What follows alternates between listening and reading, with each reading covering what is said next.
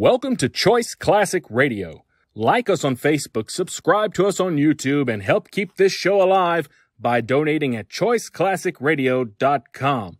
For more of your favorite old-time radio shows, join us on our companion podcast, Choice Classic Radio, Mystery, Suspense, Dramas, and Horrors, where we bring to you the most mysterious tales that the golden age of radio had to offer. And now, with 728 episodes made, broadcasting on CBS Radio Network from 1949 to 1962, we bring to you yours truly, Johnny Dollar. The encyclopedia says that the island of Haiti can be called San Domingo, Santa Domingo, or Hispaniola. Well, after my visit there, I could suggest a few more things they can call it, but they probably wouldn't get past the censors.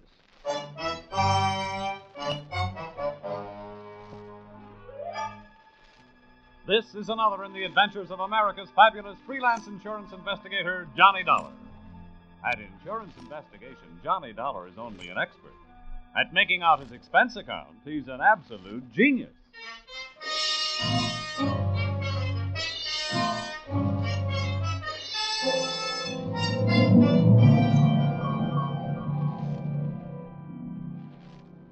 Expense account submitted by Special Investigator Johnny Dollar.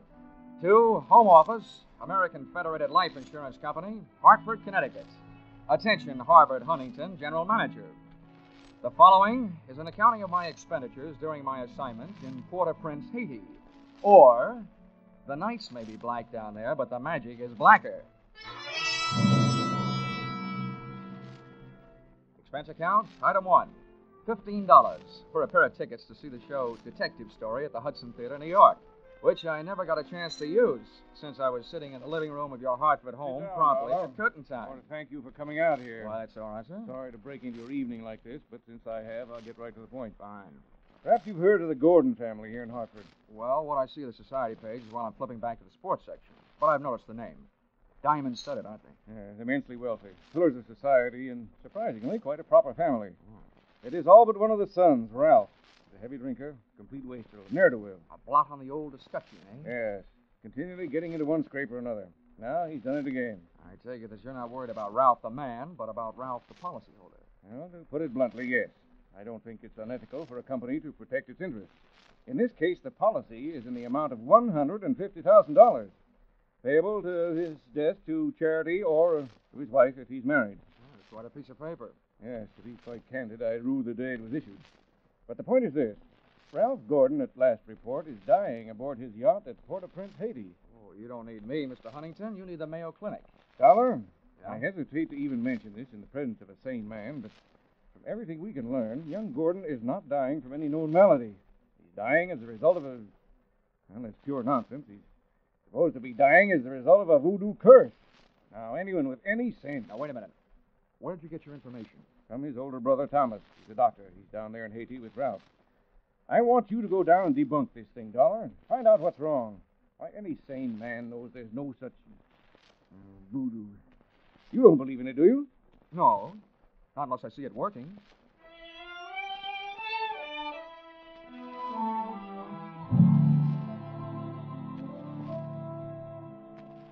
Expense account, item 2, $148.70, Hartford to Port-au-Prince, via airplane. Expense account, item 3, $32.50, tropical clothes. They didn't fit me, but they fit the weather. And item 4, $25, spent while I browsed the waterfront bars in Port-au-Prince, looking for somebody who knew where the Gordon yacht was moored. When I found him, he not only knew that, he knew everything. Ask me first. My name's Cap Reagan, and I've been here since before repeal. Give up my citizenship, I did, with the help of a couple of prohibition agents. Oh, you don't say. Uh-huh. And I figure on sailing out my final days right here. What do you want with the Gordon craft? I want to see the owner, Ralph Gordon. How do I get to it? Oh, I reckon you pay me to row you out to her. My dinghy's down at the foot of the pier, just a short hail from where we're at. Oh, well, good. Come on, let's shove off then. Just wait it down my ration here.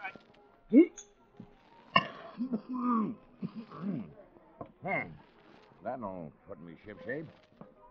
What'd you say you wanted with that schooner? You figuring on buying her? Thanks for the compliment, pal. Listen, if I bought a boat today, it would have to be a surplus life raft. Now, I told you I want to talk to Gordon. Friendly visit or other kind? I'm beginning to see how you know so much about this island. Well, never question, never learn. Remember that, Sonny? Yeah. Yeah, this way. Veer off to starboard.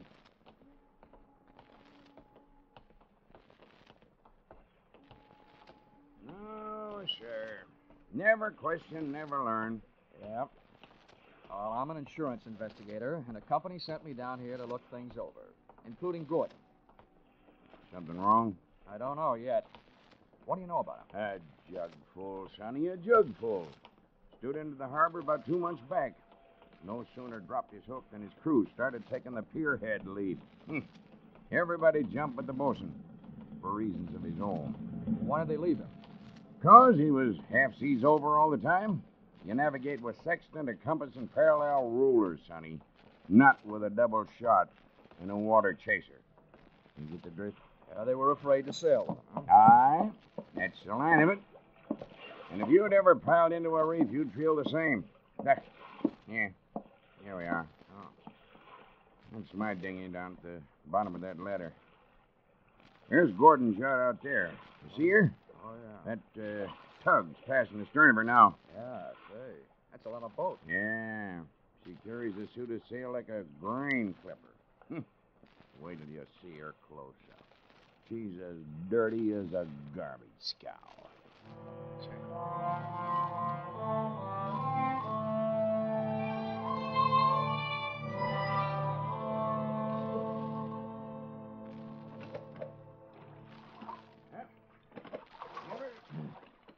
Give her a hail now, Sonny. They're close enough. Hey! Anybody aboard? Hey, aboard the yacht! Anybody home? Yes? What do you want?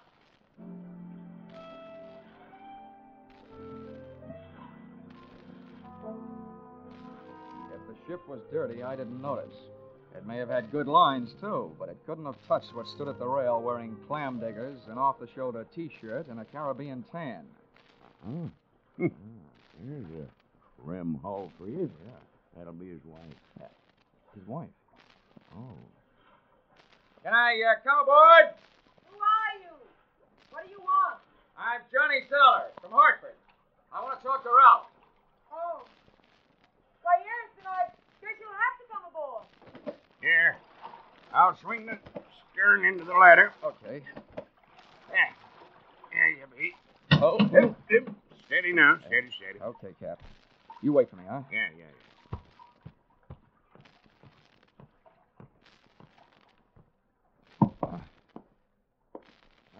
Well, how are things in Ralphie's old hometown? Cold. But not as cold as this reception. Don't let it throw you. What is this, a friendly drop-in? Business? Or just plain snooping? If it's the last, I'm Edwina. The wife they haven't heard about at home. Congratulations. Now I know why you like to wear your shoulders bare. It's better to keep a chip on them. If you're through being sharp, I'll let you hear what's left of my husband.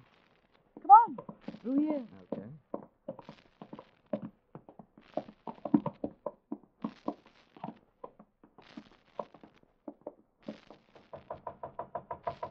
Hey, Ralph! Ralph, you've got a visitor from Hartford. Get away from this cabin, you dirty little gold digger, and take your visitor with you. Wine's all gone. Why don't they send another case of wine? There you are, chum. He's got the door locked. He'll stay that way till he runs out of wine. You heard enough? Yeah. Enough to know how you acquired your charming attitude. Forget it. I walked into it with my eyes wide open. Let's get back out on deck. The light's better for throwing bobs at each other. Yeah, sure. Sounds like fun.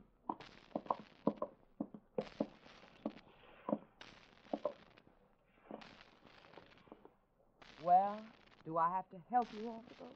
Not until you help me by answering some questions. I'm an insurance investigator, and I was sent down here by the company that holds a policy on your husband's life. What should I do, Frank? The story they got was that Ralph was dying from some kind of a voodoo curse. They don't believe it, and neither do I. Why not? It might be true. Huh?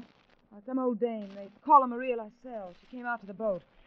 She yelled some things at him, and when Ralphie threw a bottle at her, she swore she'd put a curse on him. How'd they hear about that back in Hartford? Ralph's brother, Dr. Thomas Gordon, told them. You know him? Yeah, we hate each other. I wonder why he told them. Maybe because he thought somebody, who'd be better off with Ralph dead, was using Maria Lascelles' curse as a cover-up. How would you stand as his widow? Get off this boat. Never mind the act. You're his beneficiary. Or didn't you know? I said get off. What's the trouble, Annie? Oh, him. Yo, come here, will you? All right. Who's the boarding party? Just get him off him. I'll see you in my cabin. Sure, honey. Anybody get you this upset, it'll be a pleasure. Well, mate, do you walk or dive? Save your strength for the last scene, Goliath. I was just leaving.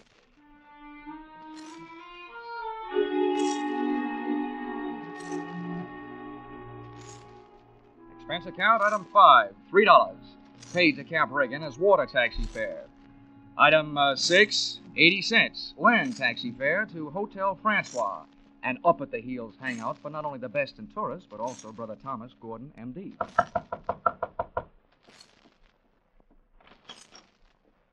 Yes? I'm Johnny Dollar, Dr. Gordon, from Hartford. Oh, yes, Dollar. I've been expecting you. They wired me you were coming down. Come in. Thank you. Well, please make yourself comfortable. Could I offer you something? Nothing but some brotherly advice. Why, certainly. You know, I feel like a stupid fool for not being able to handle this thing myself. So, now that you're here, you call on me for anything. Have you seen Ralph? I tried to, but he locked himself in his cabin. Tell me, as a medical man, how do you digest this voodoo curse story? Why, it's ridiculous. Good heavens, this is the 20th century. I do think that science doesn't know everything it would like to know about voodoo and black magic. There are stories supposedly true, but any victim would have to have a highly susceptible mind.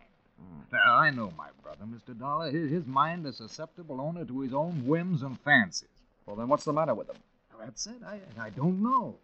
He's drawn within himself. He seems to be searching almost insanely for escape through alcohol. Hasn't anybody thought of putting him on the wagon? It's a horrible idea, but I've heard it works. I don't think this is the time for it. He's suffering mentally and needs release. Well, that leaves us with only one thing to think about. No matter how thin you cut it, it's still voodoo. Well, I'm a man of science, Mr. Dollar. I'd make hypocrisy out of all my knowledge and training if I attacked the problem from that direction. But please, you let me know what you learn.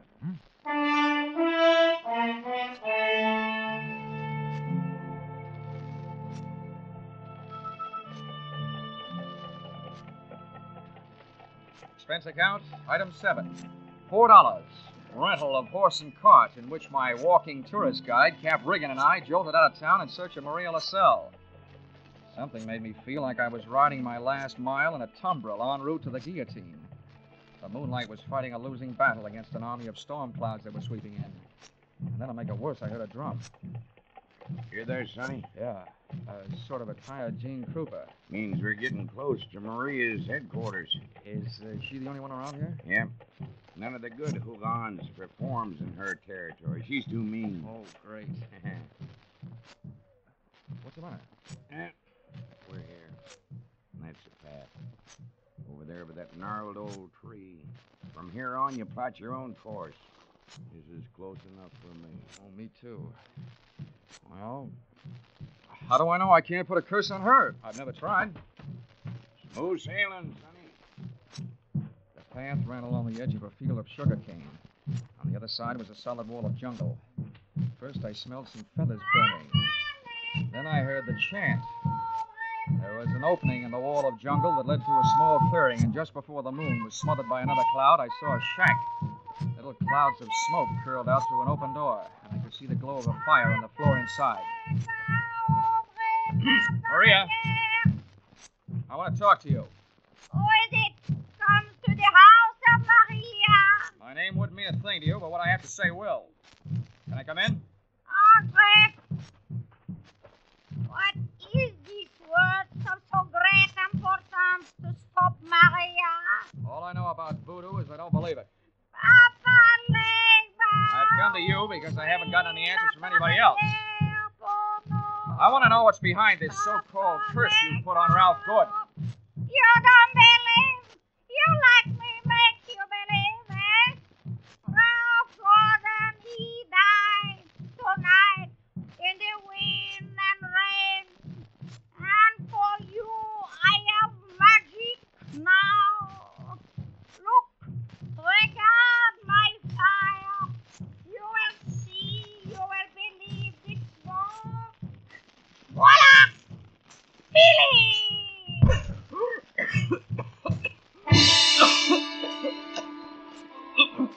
couldn't see what she'd thrown to the fire, she'd reached behind her for it. But when the smoke from it whirled around me, it seemed to grab my throat and squeeze. I stumbled back to the door. I hadn't believed in voodoo when I'd come in, but going out I wasn't so sure.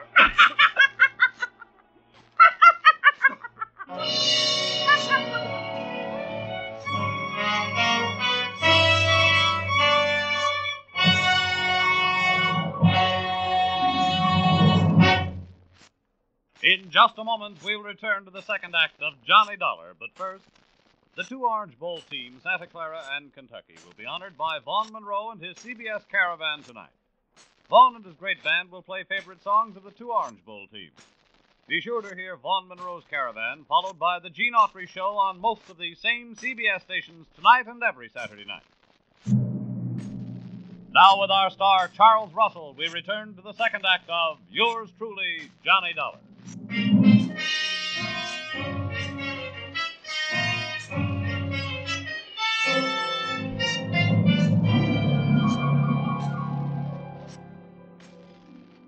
My throat burned. My eyes were looking at each other. My lungs felt like a pair of deflated footballs. And the blood in my head was pounding a better and louder rhythm than that drum. I staggered around the heavy jungle air, and when I could breathe again, I gulped in enough to lift the Graf Zeppelin.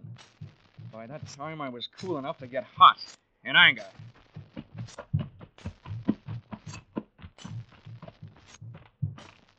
I got back to the shack. Maria had either disappeared into space or flown the coop. The atmosphere was not quite deadly. I crossed over to where she had been squatting.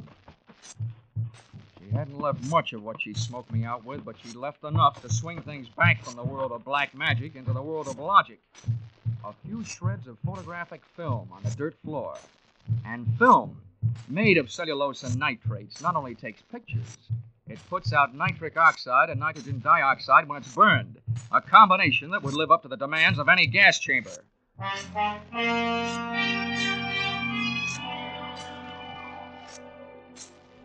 The captain rowed me out to the Gordon yacht. This time I boarded without a hail. Ralph was still in a bad mood as I started to pass his cabin. Why don't they send the wine? Empty! Empty! His antics inside the cabin sounded interesting, but not half as interesting as the conversation coming from Edwina's cabin. Dear Edwina, the little wife they didn't know about at home. I'm telling you, we can't go on with this. Well, it's tough. You having a change of heart. Well, that's what happened. Not so sure that makes any difference. If you're in too deep to back out. How would you like it if I spilled the whole thing? What difference does it make? It's better than landing in a Haitian prison with your motives showing. Think it over, Angel. I'll be in my sack when you make up your mind. How wrong can you be? See you later, hon. Since I've been on the receiving end of so many surprise sluggings, this was almost a pleasure. What are you doing on this ship? Get off. Oh, no. Not of that intriguing conversation I just heard. How much did you hear? If I added it to that gas assault Maria LaSalle threw at me, it'd be enough to nail you and Loverboy here for conspiracy to commit murder. Well, I don't know what you're talking about. And the point is, I know what you two were talking about. Oh, listen to me. You've got to believe me. I don't have to. Well, try me anyway. Well, I admit that him and I...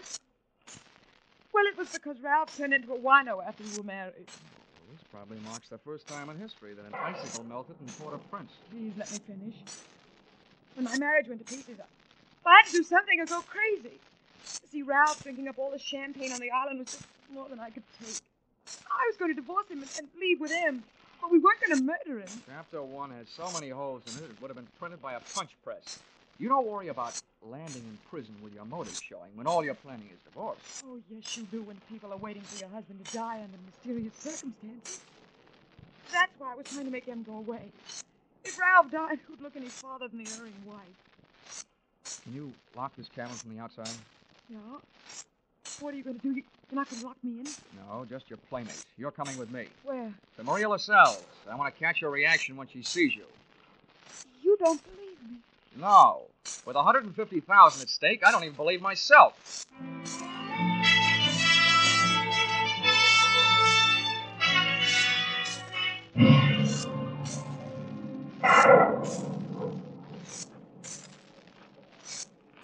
There's her shack. Go on in. Rosie, come to the door of Maria. Who are you, woman? Well, Mr. Dollar, are you satisfied? Not quite. And you who don't believe, why are you here? You wish again to see the power of my smoke? Let's drop the act, Maria. I know what you threw into the fire. It was my Booker smoke. Yeah, well, a good man from the police laboratory can sift enough out of those ashes to know it was film. What is this you say? I say that I've got enough on you, you old fake, to put you in the local pokey. Who dare to speak this to Maria? And that's where you're going to go if you don't cooperate. That's a promise. What is it you want? Did somebody put you up to this cursed business that Ralph Gordon is supposed to be under? Well, a man of your race. Who was it? I do not know. Now go. That is all. It's not enough. What was his name? I don't know the name. What did he look like then? My eyes are closed. Nuts. Come on. No, Taking no. you into town if I could drag you by the hair. No, don't touch me. I will tell you how it is. It is true. I do not know the name or the face. He comes to me. He asks me when comes the next rain and wind. I tell him last night. But it is tonight. The storm comes with the heat. He tell me he needs storm to close portholes in the ship. Huh? He say if I bring this curse, I will be the best Gauguin on Haiti because it kill white man. That is difficult. That is all. Now you go. How about the film for the fire? Did he give it to you? This is true. Not long before you come. Well, get rid of it, Granny, before you lose your license to operate. Now you go. Maria will be alone. Papa, Leda. Okay, Mrs. Gordon. Let's not stay for the music. Did you make head or tail out of what she said? Hey, look. What goes into your husband's cabin? Nothing but food and wine. Mostly wine. Well, who fixes his meals? I do. Our cook left it. Well, what about the wine? Huh? Where does it come from? You said it was champagne, didn't you? Yeah. It always comes from the same place. Liquor shop in town. A case at a time. Oh, nothing makes any sense. What are you going to do? All I can do. Try every angle. But that's not all I'm going to try in that liquor shop.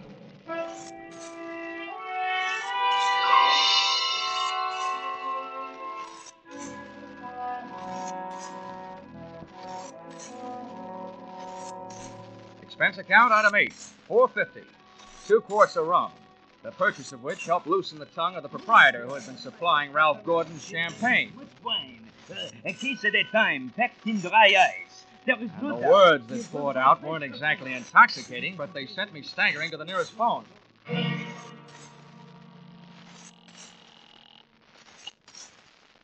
Hello? Hello, Dr. Gordon, this is Dollar. Good. Dollar, I've been wondering about you. What have you learned? First, tell me this. What would happen to a man if he was in a ship's cabin on a stormy night with all the portholes closed and there was a lot of dry ice in there with him? What was that? A small room, no ventilation, a lot of dry ice.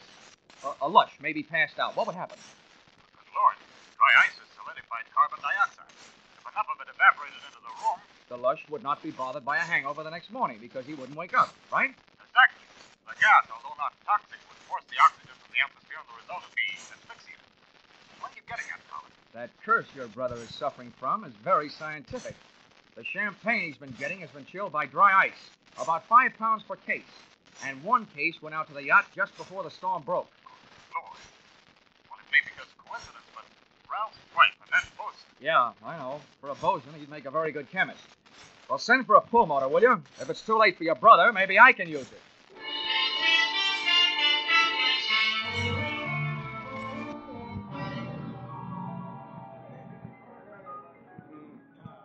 I'm a flying fish sailor. I hail from Hong Kong. Hey, Cap. Blow, Cap. blow. Come on, Cap. Ahoy, Sonny. Send him around, George, from a shipmate and me. This is rum Never mind weather, the round, Sonny. Cap. You gotta row me out to that yacht again. Huh? What do you take me for, a blasted galley sleeve? Come on, My Cap. back is I'm about in a broke hurry. now from all the rowing in this. $20. In this What'd you say?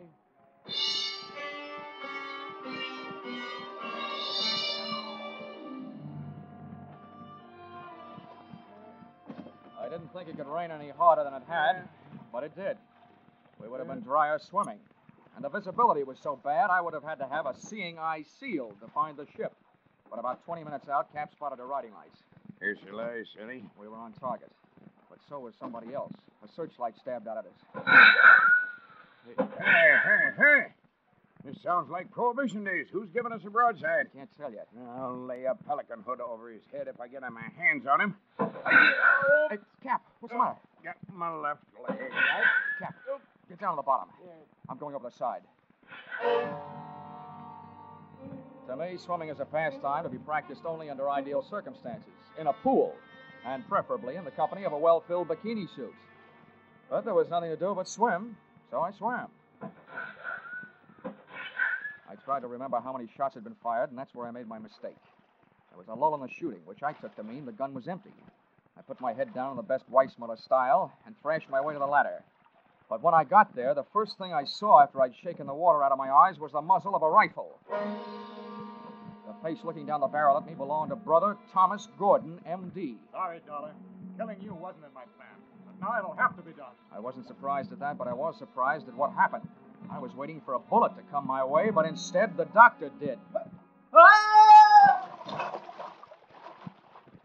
you all right, Dollar? Yeah, I am. Nothing wrong that a Turkish towel won't cure. I'll thank you later for spoiling his aim. Get a hook on the doctor. He's our prize fish. Don't let him get away. I grabbed a fire axe out of its case on my way to Ralph Gordon's cabin. If it needed ventilating, I knew one quick way to do it.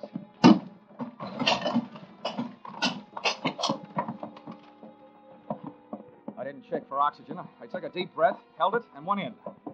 The cabin was littered with wine bottles, and in one corner, in an open case, was the dry ice that was in the process of cooling Gordon off for good. He was stretched out on his bunk. I hefted him to my shoulder, used the last of my breath getting him out of there.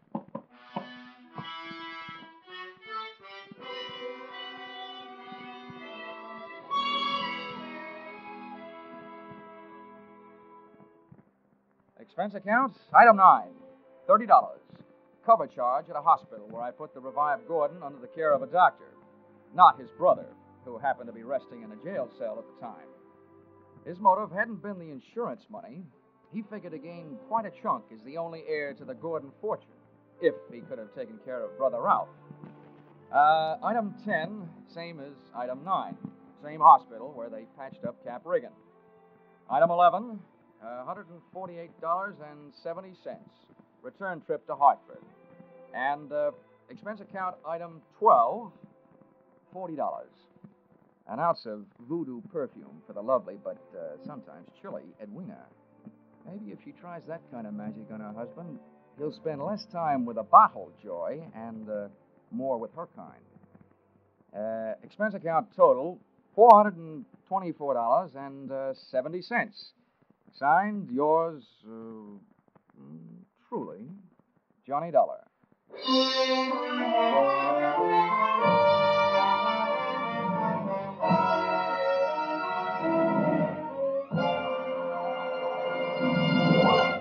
Yours truly, Johnny Dollar, stars Charles Russell. Tonight's script by Paul Dudley and Gil Dowd was produced and directed by Ralph Rose. Featured in the cast were Betty Lou Gerson, Sylvia Sims, Ben Wright, Ken Christie, Howard Culver, Dawes Butler, and Tim Graham. The special music is written and conducted by Leith Stevens.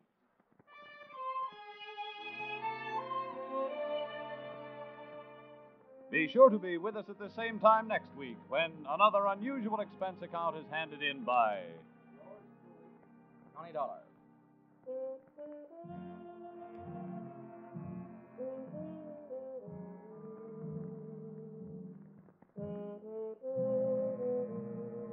Were you right? Were you wrong? Did you know it was Buster Keaton playing Sing It Again's Phantom voice these last few weeks? Well, now there's a new Phantom riding the airways on Sing It Again. And for identifying him tonight, some CBS listener can win $50,000 in cash and prizes, radio's largest jackpot. Phone calls go out from coast to coast, so be ready for the new Phantom when Sing It Again comes your way over most of these same CBS stations later tonight. Now stay tuned for Vaughn Monroe's Caravan, which follows over most of these same CBS stations. This is CBS, where yours truly, Johnny Dollar, meets adventure every Saturday night, the Columbia Broadcasting System.